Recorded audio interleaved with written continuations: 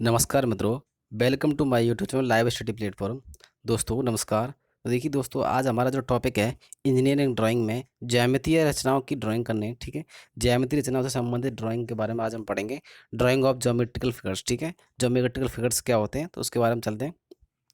देखिए सबसे पहले हम ज्योमेट्रिक यानी जैसे वर्ग होता है, आयत, स्क्वायर, रेक्टेंगल जो होते हैं ये सब ज्योमेट्रिकल फिगर में आते हैं। ठीक है, तो इनको करने से पहले सबसे पहले हम मूल बिंदु की तरफ चलते हैं कि सबसे पहला पॉइंट क्या होता है इसमें। ठीक है, सबसे पहले जो पॉइंट है ये है आपका बिंदु, यानी एक बिंदु।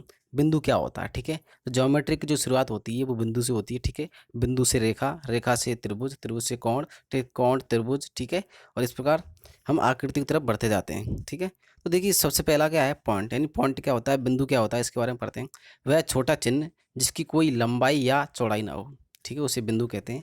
यानी एक ऐसा चिन्ह जिसकी ना तो कोई लंबाई होती है ना या उसकी चौड़ाई होती है, ठीक है, उसे हम क्या कहते हैं? बिंदु कहते हैं। दो सरल रेखाओं का मिलान या संगम स्थल भी बिंदु कहलाता है। ठीक है, तो बिंदु होता क्या है? बिंदु का मतलब क्या होता है? बिंदु एक जिसकी ना तो कोई लंबाई हो ना कोई चौड़ाई हो, उसे हम बिंदु कहते हैं। और जब हम दो सरल रेखाओं को, जब हम क्या करते हैं, दो सरल रेखाओं को आपस में मिलाते हैं तो उनका जो कटान बिंदु है, उनका संगम बिंदु है, वो क्या कहलाएगा? बिंदु कहलाएगा। ठीक है, संगम स्थल है वो क्या कहलाएगा? बिंदु कहलाएगा। देखिए सबसे पहला उदाहरण देखिए, ये दो रेखा हैं, इनको मिलाया गया तो इनका जो संगम स्थल है वो क्या कहलाएगा? बिंदु कहलाएगा। ठीक है, इसी प्रकार यहाँ पे ये बिंदु कहलाएगा, ये भी क्या है? एक बिंदु कहलाएगा। और ये केंद्र यानी वृत्त का केंद्र, वृत्त का केंद्र भी एक बिंदु कहलाता है। ठीक है, तो ये बिंदु के उदाहरण होते हैं। बिंदु कैसा होता है? ठीक है, तो बिंदु क्या है? जिसकी लंबाई और चौड़ाई ना हो उसे हम बिंदु कहते हैं। और दो सरल रेखाओं का मिलान स्थल क्या कहलाता है? बिंदु कहलाता है। अब बिंदु के बाद क्या आता है? रेखा। क्या आती है? रेखा। ठीक है, अब देखिए रेखा क्या होती है, रेखा का मतलब क्या होता है? जब कोई बिंदु किसी समतल पर गति करता है तो उसकी गति से बनने वाले बिंदु पथ को रेखा कहते हैं। ठीक है, अब बिंदु का बिंदु पथ यानी एक बिंदु है। अब एक बिंदु कैसे चल रहा है? यानी एक बिंदु ई होगा। ठीक है, फिर दूसरा बिंदु, और उसी एक सरल रेखा में क्या कर रहा है? वो गति कर रहा है। सरल रेखा में क्या कर रहा है? गति में कर रहा है। तो इस बिंदु का जो बिंदु पथ है वो क्या कहलाएगी? रेखा कहलाएगी। क्या कहलाएगी? बिंदु का बिंदु पथ क्या कहलाता है? रेखा कहलाती है। तो ठीक है, जब कोई बिंदु कैसे चलता है? ठीक है, जब कोई बिंदु किसी समतल पर गति करता है तो उसी गति से जो बनने वाला इस गति से बनने वाला जो बिंदु पथ है वो क्या कहलाएगा? रेखा कहलाता है। ठीक है, रेखा मुख्यतः निम्न दो प्रकार की होती है।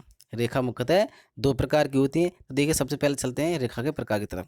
सबसे पहले रेखा है सरल रेखा, स्ट्रेट लाइन, इसे हम स्ट्रेट लाइन कहते हैं। ठीक है, सरल रेखा कहते हैं हिंदी में। जब कोई बिंदु किसी समतल पर एक ही दिशा में गति करता है, जब कोई बिंदु कैसे गति करता है? किसी समतल पर एक ही दिशा में गति करता है तो उसकी गति से बनने वाले बिंदु पथ को सरल रेखा कहते हैं। क्या कहते हैं? सरल रेखा कहते हैं। सरल रेखा क्या होती है? जब एक ही दिशा में कोई बिंदु अपनी गति करता है तो उस बिंदु के बिंदु पथ को हम क्या कहते हैं? सरल रेखा कहते हैं। ठीक है, अब सरल रेखा, सबसे पहले पॉइंट देखिए सरल रेखा। ठीक है, ये इनडेफिनेट लेंथ है। इनडेफिनेट मतलब होता है कि मतलब अनिश्चित। क्या है? अनिश्चित है।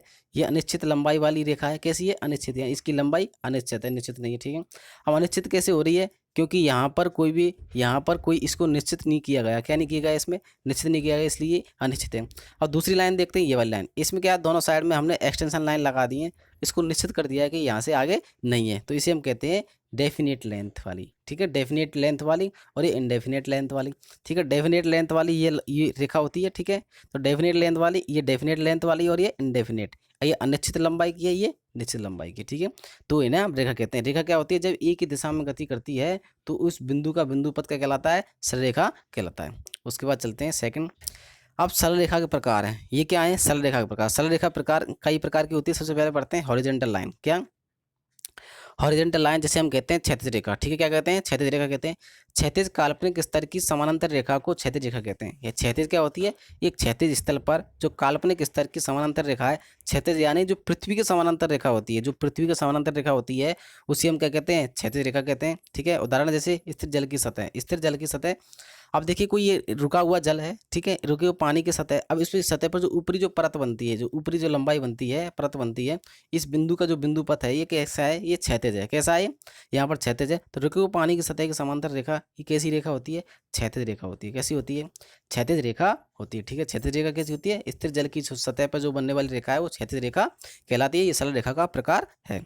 उसके बाद चलते हैं सेकंड है सरल रेखा के प्रकार में सेकंड है आपका ऊर्ध्वाधर रेखा है वर्टिकल लाइन, ठीक है, वर्टिकल लाइन।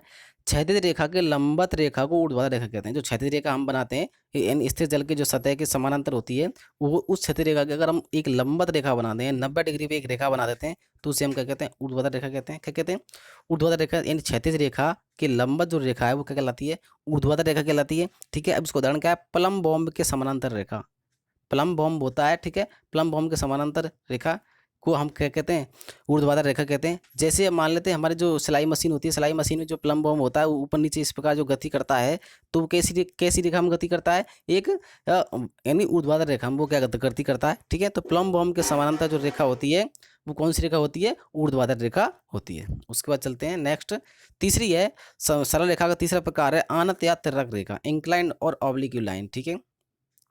वह सीधी रेखा जो ना तो क्षैतिज हो ना ही ऊर्ध्वाधर हो, अनातर या तिर्यक कहती है। एक ऐसी सीधी रेखा जो ना तो क्या है, सीधी, ना तो क्षैतिज ही है ना ही ऊर्ध्वाधर है और किसी कोण पर बनी हुई है, और किसी कोण पर, उसे हम क्या कहते हैं, तिर्यक रेखा। तो ये तिर्यक रेखा का उदाहरण है, ठीक है। तिर्यक रेखा कैसी होती है, किसी कोण पर बनी हुई सीधी रेखा को हम क्या कहते हैं, तिर्यक रेखा कहते हैं। ये सीधी रेखा होती है, ठीक है। सरल रेखा का प्रकार है ये, ठीक है। उसके बाद चलते हैं नेक्स्ट है सरल रेखा के प्रकार हमने पढ़ लिया। सरल रेखा 3 प्रकार की होती है, क्षैतिज, ऊर्ध्वाधर और आपकी, ठीक है, क्षैतिज होती है, ऊर्ध्वाधर होती है और आनत या तिर्यक रेखा होती है। उसके बाद चलते हैं मुड़ी हुई रेखा, ठीक है। अब रेखा का दूसरा प्रकार है कौन सा, मुड़ी हुई रेखा, कर्व लाइन, ठीक है। बिंदु का वह पथ जो अपनी दिशा बदलता रहता है मुड़ी रेखा कहलाती है, ठीक है।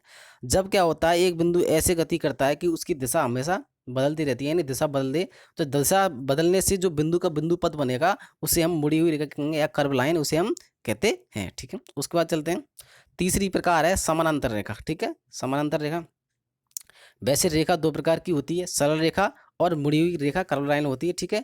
अब उन्हीं रेखाओं को, सरल रेखा और कर्व लाइन को हम अन्य प्रकार से भी बांट सकते हैं। देखिए हम सरल समानांतर रेखा, ठीक है, वे रेखाएं जिनके मध्य की दूरी समान हो, जिनके आगे बढ़ने पर वे मिलती नहीं हो, चाहे वे सीधी हो या मुड़ी हुई हो, चाहे वो सीधी रेखा हो या सरल रेखा हो या मुड़ी हुई रेखा हो, कैसी भी रेखा हो, और वे आपस में जाकर आगे नहीं मिलती है तो वो समानांतर रेखा कहलाती है। समांतर रेखाओं के जो बीच की दूरी हमेशा कैसी रहती है, बराबर रहती है। बीच की दूरी कैसी रहती है, बराबर रहती है, सभी जगह बराबर रहती है, चाहे ये सरल रेखा हो चाहे ये मुड़ी हुई रेखा हो, वो समानांतर रेखा कहलाती है जब दोनों के बीच की दूरी समानांतर हो, ठीक है। उसके बाद चलते हैं लंबवत रेखा, परपेंडिकुलर लाइन, जब दो रेखाएं 90 डिग्री कोण पर जाकर एक दूसरे से मिलती हैं वो लंबवत रेखा कहलाती हैं, ठीक है। जब दो रेखाएं कैसे चलती हैं, 90 डिग्री पर, ठीक है। जब दो रेखाएं को हम कैसे करते हैं, 90 डिग्री पर जोड़ते हैं, ठीक है। तो 90 डिग्री पर जो लंबी रेखा होती है उन्हें हम कहते हैं लंबवत रेखा कहते हैं, ठीक है। तो 90 यानी लंबवत कोण पर जो बनने वाली रेखा है वो क्या कहलाएंगी, लंबवत रेखा कहलाएंगी, ठीक है। तो ये कौन सी रेखा है, लंबवत रेखा है। उसके बाद चलते हैं, रेखा पढ़ने के बाद हम चलते हैं कोण, ठीक है। क्योंकि कोण क्या होता है, सबसे पहले बिंदु होता है, बिंदु से रेखा बनती है, अब रेखाओं से क्या बनते हैं, कोण बनते हैं। जब दो रेखाओं को आपस में हम एक बिंदु से मिला देते हैं तो उससे क्या बनता है, कोण मिलता है, ठीक है। तो कोण क्या होता है, देखिए, दो रेखाओं के परस्पर मिलने से बनी स्थिति, यानी जब दो रेखाओं को और हम मिलाते हैं, ठीक है, जब दो रेखाओं के परस्पर मिलने से बनी स्थिति कोण कहलाती है। कोण को हम डिग्री, मिनट और सेकंड में मापते हैं। कोण मुख्यतः निम्न प्रकार के होते हैं, ठीक है। जब दो रेखाओं को हम मुख्यतः एक बिंदु पर मिलाते हैं तो उनसे बनी हुई जो स्थिति है वो क्या कहलाती है, कोण कहलाती है। कोण को हम थीटा से व्यक्त करते हैं या फाई से व्यक्त करते हैं, ठीक है। तो देखिए कोण को हम डिग्री में और मिनट में और सेकंड में हम उसको नापते हैं, ठीक है। उसके बाद चलते हैं कोण के प्रकार। सबसे पहले कोण का प्रकार है समकोण, राइट एंगल से, क्या कहते हैं हम, राइट एंगल कहते हैं इंग्लिश में, और समकोण, ठीक है। जिस कोण का मान 90 डिग्री होता है वह समकोण कहलाता है। जिस कोण का मान कितना हो, 90 डिग्री हो, उसे हम क्या कहते हैं, समकोण कहते हैं। राइट एंगल, जैसे angle between a reference line and A perpendicular line is called right angle, ठीक है। यानी संदर्भ रेखा और लंबवत रेखा के जो मध्य कोण बनता है, यानी जो वर्टिकल लाइन है और संदर्भ जो रेफरेंस लाइन है, उन दोनों के जो मध्य कोण बनता है वो कौन सा होता है, समकोण होता है। क्या होता है, समकोण होता है, ठीक है। इंग्लिश में एंगल बिटवीन रेफरेंस लाइन यानी संदर्भ रेखा एंड परपेंडिकुलर लंबवत रेखा के जो बीच जो कोण बनता है उसे हम क्या कहते हैं, राइट एंगल कहते हैं, ठीक है। उसके बाद चलते हैं नेक्स्ट है न्यून कोण, एक्यूट एंगल, ठीक है। न्यून कोण को हम क्या कहते हैं, एक्यूट एंगल कहते हैं। जो कोण 90 डिग्री से कम होता है, जिस कोण का मान कितना हो, 90 डिग्री से कम होता है, वह न्यून कोण कहलाता है। क्या कहलाता है, न्यून कोण। देखिए चित्र में देखते हैं कि जब दो रेखाओं को आपस में मिलाया और उनके जो मध्य वाले जो कोण है वो कितना 90 डिग्री से कम है, तो उसे हम क्या कहते हैं, न्यून कोण कहते हैं। क्या कहते हैं, न्यून कोण। जब 90 डिग्री से कम होता है, लेस देन 90 डिग्री है, तो उसका कहलाएगा न्यून कोण कहलाएगा। ठीक है, इंग्लिश में देखते हैं, if an angle which is less than 90 degree, यानी जब कोई एंगल कितना 90 डिग्री से कम है, इज कॉल्ड एक्यूट एंगल। ठीक है, वो क्या कहलाएगा, एक्यूट एंगल कहलाता है। उसके बाद चलते हैं नेक्स्ट, अधिक कोण, ऑप्टस एंगल। ठीक है, इसे हम क्या कहते हैं, ऑप्टस एंगल कहते हैं। 90 डिग्री से अधिक परंतु 180 डिग्री से कम के माप के कोण को हम अधिक कोण कहते हैं। यानी जिस कोण का मान 90 डिग्री से अधिक हो लेकिन 180 डिग्री से कम हो, उसे हम अधिक कोण कहते हैं। ठीक है, तो अधिक कोण को हम इंग्लिश में कहते हैं obtuse angle. This refer to an angle between 90 degree and 180 degree, यानी 90 डिग्री और 180 डिग्री के बीच का कोण क्या कहलाएगा, अधिक कोण कहलाएगा। ठीक है, देखिए, more than 90 degree but less than 180 degree, वो कौन सा कोण होता है, ऑप्टस एंगल होता है। ठीक है, जब दो रेखाओं को इस प्रकार मिलाया, उनसे बना तो इस प्रकार मिलाने से कैसा मिलाया कि जो कि 90 डिग्री से अधिक है और 180 डिग्री से कम है, तो बनने वाला कोण होगा वो ऑप्टस एंगल कहलाएगा। उसके बाद चलते हैं सरल कोण। देखिए, स्ट्रेट एंगल, सरल कोण, स्ट्रेट एंगल, 180 डिग्री अंश के कोण को हम क्या कहते हैं, सरल कोण कहते हैं। जिस कोण का मान कितना हो, 180 डिग्री हो, उसे हम सरल कोण कहते हैं। ठीक है, this refer to an angle 180 degree, this is also called as angle straight line. ठीक है, ये कैसा होता है, एक स्ट्रेट लाइन का एंगल होता है। ठीक है, तो स्ट्रेट लाइन पर जो बना हुआ कोण है वो 180 डिग्री होता है, तो इक्वल टू 180 डिग्री है। तो स्ट्रेट लाइन जो क्षैतिज रेखा पर जो बना कोण बनता है वो कैसा होता है, 180 डिग्री का होता है। ठीक है, तो सरल कोण क्या होता है, जिस कोण का मान 180 डिग्री हो वो क्या कहलाता है, आपका सरल कोण कहलाता है। उसके बाद चलते हैं वृत्त कोण, रेफ्लेक्स एंगल, रिफ्लेक्स एंगल। ठीक है, क्योंकि देखो मैंने आपको हिंदी और इंग्लिश दोनों बता रहा हूँ, क्योंकि इंग्लिश में भी क्वेश्चन आ जाते हैं। तो वृत्त कोण, ठीक है, वृत्त कोण रेफ्लेक्स एंगल क्या होता है, 180 डिग्री से अधिक परंतु 360 डिग्री से कम के मान के कोण को हम वृत्त कोण कहते हैं। जिस कोण का मान 180 डिग्री से हो, more than 180 degree and but less than 360 degree. ठीक है, 180 डिग्री से अधिक और 360 से कम का हो, उसे हम क्या कहते हैं, वृत्त कोण कहते हैं। It is angle which is more then 180 degree. ठीक है, जो 180 डिग्री से अधिक होता है उसे हम रिफ्लेक्स एंगल या वृत्त कोण कहते हैं। ठीक है, उसके बाद चलते हैं संपूरक कोण। ठीक है, ये भी बहुत महत्वपूर्ण है, क्वेश्चनों में ज़्यादा मोस्ट आता है। ठीक है, ये मोस्ट आते ही हैं। संपूरक कोण, कप्लीमेंट्री एंगल क्या होते हैं। ठीक है, जब दो कोण का योग 90 डिग्री हो, जब दो कोण कैसे हो, 90 डिग्री हो, तब दोनों कोण एक दूसरे के संपूरक कोण कहलाते हैं। ठीक है, अभी देखिए, एक कोण तो ये हो गया अल्फा और एक कोण ये हो गया बीटा। अब अल्फा प्लस बीटा का जो योग है वो कितने का है, 90 डिग्री के बराबर है। तो इस प्रकार के जो कोण है वो कप्लीमेंट्री एंगल कहलाते हैं, संपूरक कोण कहलाते हैं। ठीक है, तो संपूरक को याद करने का तरीका सम, यानी सम का यहाँ पे सम और ठीक है और पूरक कर लो, इस प्रकार हम याद कर सकते हैं इसको। ठीक है, तो सम का मतलब समकोण। जब कोणों को हम किस प्रकार पूरक करें, जो समकोण नहीं 90 डिग्री कोण बनाए, कैसे बनाए, जो कोण 90 डिग्री कोण बनाए आपस में मिल करके, उन्हें हम क्या कहते हैं, संपूरक कहते हैं। क्या कहते हैं, संपूरक कहते हैं। ठीक है, तो देखिए संपूरक, जब दो कोण का योग कैसा हो, 90 डिग्री, यानी कोण बी ए सी, यानी कोण ये बी ए सी। ठीक है, और कोण डी ए सी, यानी अल्फा प्लस बीटा, उन दोनों कोण का योग कितना 190 डिग्री है, तो वो क्या कहलाता है, संपूरक कोण कहलाता है, कप्लीमेंट्री एंगल कहलाता है। उसके बाद चलते हैं पूरक कोण, सप्लीमेंट्री एंगल। ठीक है, ये आपस में पूरक है। ठीक है, संपूरक कोण यानी ठीक है पूरक कोण है, तो पूरक कोण यानी सप्लीमेंट्री एंगल कहते हैं जब दो बगल वाले कोणों का योग 180 डिग्री हो, वो तब तब एक कोण बी ए सी और तब दोनों कोण हैं वो कैसे कहलाएंगे, एक दूसरे के पूरक कोण कहलाते हैं। क्या कहलाते हैं, एक दूसरे के पूरक कोण कहलाते हैं। तो पूरक कोण क्या होते हैं, जब दो कोण हो गए, देखिए एक तो कोण ये बी ए सी हो गया और कोण ये डी ए सी हो गया। ठीक है, तो इन दोनों का जो कोणों का योग है अल्फा प्लस बीटा, इन दोनों का योग जब कितना हो 180 डिग्री हो, तो उसे कहते हैं पूरक कोण। क्या कहते हैं, पूरक कोण कहते हैं। जब दो कोणों का योग कितना हो आपस में 180 डिग्री हो, उसे हम पूरक कोण कहते हैं। उसके बाद चलते हैं समीपवर्ती एडसेंट एंगल। ठीक है, समीपवर्ती कोण क्या होते हैं, एक रेखा के दोनों तरफ बने कोण समीपवर्ती कोण कहलाते हैं। अब एक रेखा के तरफ एक एक कोण इधर बना दे, एक कोण इधर, अब इन एक ये रेखा, ठीक है, अब इस रेखा के इधर बना कोण और इधर बना कोण आपस में क्या कहलाते हैं, एडजस्ट कोण एंगल कहलाते हैं, यानी समीपवर्ती कोण कहलाते हैं। तो इसमें क्या हुआ, these are the angle lying on other side of a line, यानी इस लाइन के इधर भी ये बीटा कोण है, ये अल्फा बना, तो ये आपस में ये दोनों कोण है कैसे कहलाएंगे, समीपवर्ती कोण कहलाते हैं। कैसे कहलाते हैं, अल्फा किसका समीपवर्ती है, बीटा का, या बीटा समीपवर्ती किसका है, अल्फा का, तो ये समीपवर्ती कोण कहलाते हैं। ठीक है, उसके बाद चलते हैं, देखिए बिंदु, बिंदु के बाद क्या आता है, रेखा, रेखा के बाद क्या बनते हैं, कोण। अच्छा कोण, जब कोण के बाद क्या बनता है रेखाओं से, तो क्या बनता है आपका, त्रिभुज बनता है। ठीक है, त्रिभुज क्या होता है, ट्रायंगल क्या होता है, तीन भुजाओं से घिरी आकृति को त्रिभुज कहते हैं, जिसके तीनों कोणों का योग 180 डिग्री होता है। यानी कोई ऐसी आकृति है वो तीन भुजाओं से घिरी है, यानी जब तीन भुजाओं यानी तीन रेखाओं को मिलाकर बनाते हैं तो वो क्या बनता है, त्रिभुज बनता है। यानी त्रि माने तीन, भुज माने भुजा, यानी तीन भुजाओं से बनी हुई आकृति क्या कहलाती है, त्रिभुज कहलाती है, ट्रायंगल कहलाती है। ठीक है, triangle is closed plane figure having three side. ठीक है, तो जो ट्रायंगल होता है वो क्लोज्ड, ठीक है, जो घिरी हुई आकृति होती है किसकी, तीन साइड्सों से एंड तीन एंगलों से। ठीक है, the sum of the three angle always equal to 180 degree. तीनों कोण योग हमेशा कितना होता है, 180 डिग्री होता है। ठीक है, उसे हम ट्रायंगल कहते हैं। ट्रायंगल निम्न प्रकार के होते हैं, त्रिभुज निम्न प्रकार के होते हैं। तो देखिए सबसे पहले चलते हैं, सबसे पहला है आपका, सबसे पहला है इक्विलेटरल ट्रायंगल। यानी इक्विलेटरल का मतलब होता है समबाहु त्रिभुज। क्या होता है, समबाहु त्रिभुज, यानी सम माने समान, बहु माने भुजा। जिस त्रिभुज की सभी भुजाएं कैसी होती हैं, समान होती हैं, जिसके तीनों कोण योग, तीनों कोण समान है, जिसकी तीनों भुजाएं बराबर हैं, उसे हम इक्विलेटरल ट्रायंगल कहते हैं। ठीक है, is triangle having all the three side equal, तीनों साइड क्या होती हैं, समान होती हैं।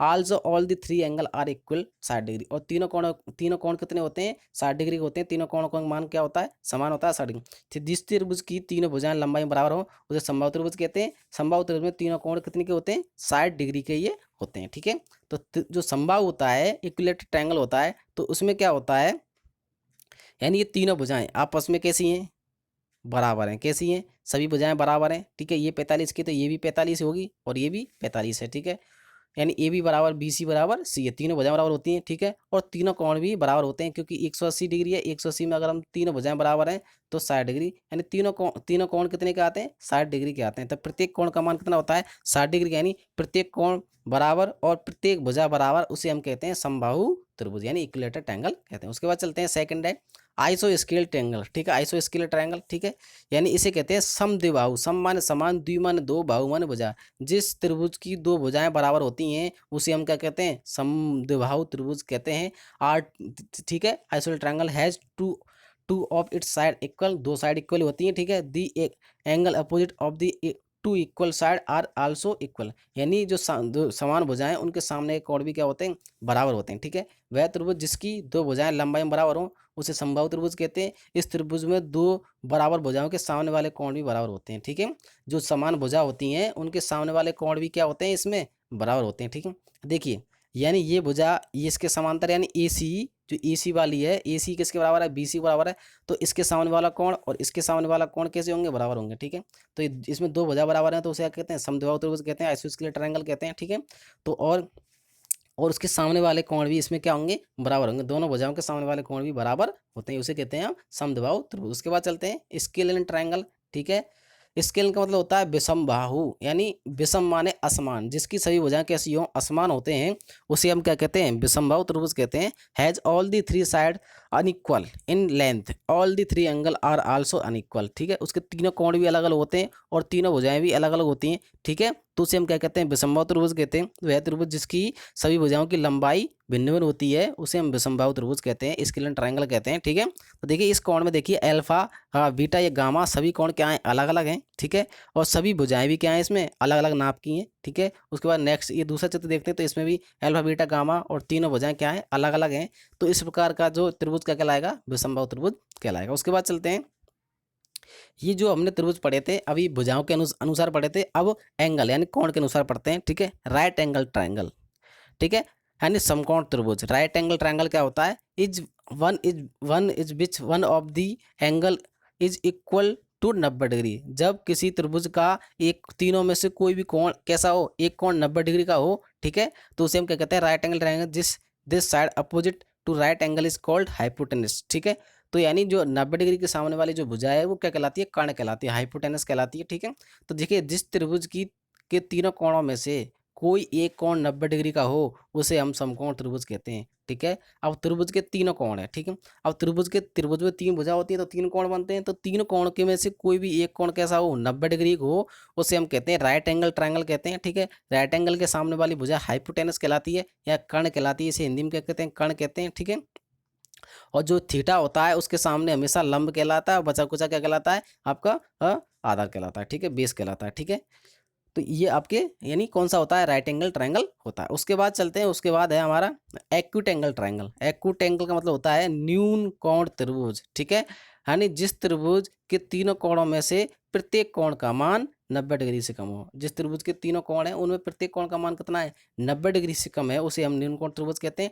ठीक है, तो is one of which all the three angle are less than 90 degree. जब किसी त्रिभुज के तीनों कोण कैसे हो, 90 डिग्री से कम हो, उसे हम कहते हैं न्यून कोण त्रिभुज। ठीक है, एक्यूट एंगल ट्रायंगल। इसको देखिए, ये 90 डिग्री से कम है, ये भी 90 डिग्री से कम है, ये भी 90 डिग्री से कम है, तो तीनों कोण क्या है, 90 डिग्री से कम है। तो इस प्रकार का जो त्रिभुज होता है वो क्या कहलाता है, वो आपका न्यून कोण त्रिभुज कहलाता है। उसके बाद चलते हैं, नेक्स्ट है आपका लास्ट।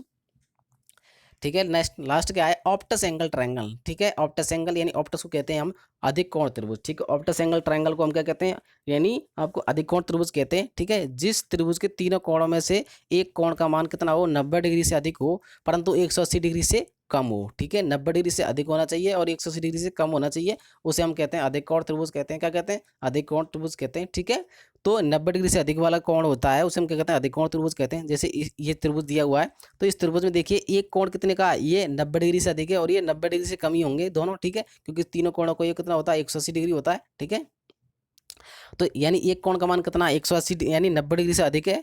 ठीक है, और 180 से कम है। तो इस प्रकार का जो त्रिभुज होता है वो आपका कौन सा कहलाता है, अधिक कोण त्रिभुज कहलाता है, ऑप्टस एंगल ट्रायंगल कहलाता है। ठीक है, तो देखिए एक महत्वपूर्ण बात नोट देखिए, the sum of the three angle in any triangle is equal to, ये कोई भी त्रिभुज हो उसके तीनों कोणों का योग हमेशा ही 180 डिग्री होता है। कैसा भी त्रिभुज हो उसका हमेशा कोण कितना होता है, तीनों कोणों का योग कितना होता है, आपका 180 डिग्री होगा। दूसरा पढ़ते हैं, the sum of any two side is more than the third side. ठीक है, जब दो साइड हैं, ठीक है, जब दो साइड हैं उनका योग हमेशा तीसरी साइड से अधिक होगा।